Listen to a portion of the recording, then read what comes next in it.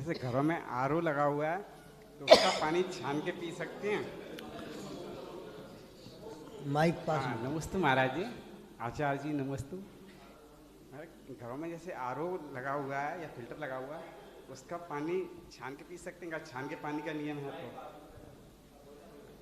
तो घर में जैसे आरओ वगैरह लगे हुए हैं या फिल्टर लगे हुए हैं और जैसे छान के पानी का नियम है तो उस पानी को दोबारा छान के पी सकते हैं।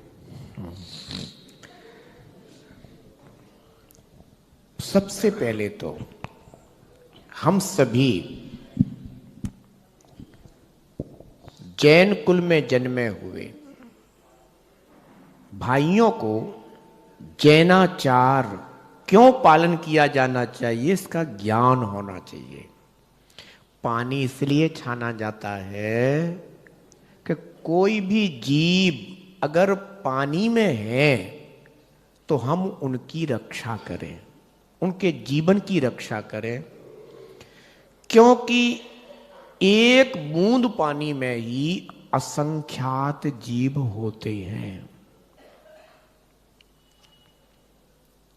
तो पानी छान करके छन्ने में आए हुए जीवों को पुनः उसकी बिलछानी करके जीवानी करके पुनः जल में पहुंचा दें, इसलिए पानी को छाना जाता है।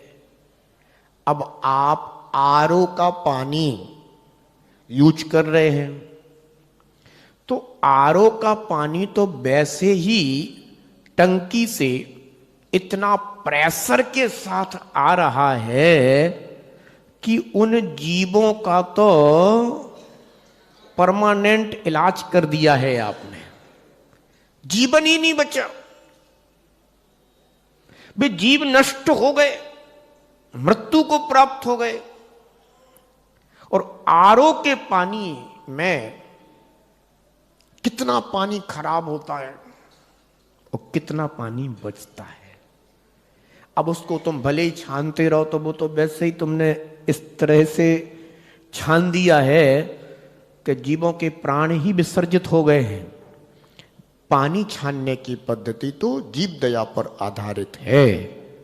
इसलिए मैं तो यही कहूंगा कि आरओ का पानी नहीं पीना चाहिए। आपको जो पानी आपके पास है उससे आप अच्छी तरह से गर्म कर लें, खौला लें, बिल्कुल छान करके। जो विधि अपने यहां बताई गई है उस विधि के साथ आप उस पानी को अच्छी तरह से खौला लें, फिर ठंडा कर लें और फिर उस पानी का सेवन करते रहें तो विधि भी पल जाएगी और स्वास्थ्य भी ठीक रहेगा। ठीक है ना। लेकिन आरओ के पानी को छानना तो कोरी पाखंड क्रिया होगी, प्रदर्शन क्रिया होगी, क्योंकि जीवों की हिंसा हो जाती है। और उसका तो वैसे भी टंकी आदि से ही तो उसका कनेक्शन रहता है। तो वो टंकी में कितने जीव उत्पन्न हो जाते हैं, कितने दिनों बाद टंकी साफ की जाती है। कभी भर करके पानी रख दो एक घड़े में और फिर देखो उस घड़े के पानी के अंदर कितने जीव उत्पन्न हो गए हैं। ठीक है ना। तो बहुत सारी चीजें ऐसी हैं कि जो विज्ञापन में तो बहुत अच्छी लगती हैं कि एकदम स्वच्छ और साफ पानी, बिल्कुल वाटर जो है ना आपको गिलास, कांच के गिलास में दिखाया जाएगा। लेकिन वो विज्ञापन वाले को पहले वो टंकी भी दिखाना चाहिए कि इस टंकी की हालत देखिए पहले, उसमें कितने जीव घूम रहे हैं। अभी प्रेशर के साथ आएंगे तो उन जीवों का क्या होगा। ये सब चीजें जब विज्ञापन में ठीक से आएंगी तभी समझ में आएगा कि ये पानी वास्तव में कितना अपने लिए गुणकारी है।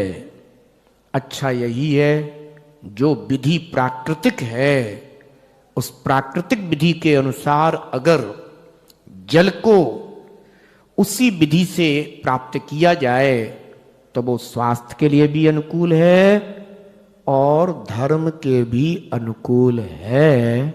ऐसा।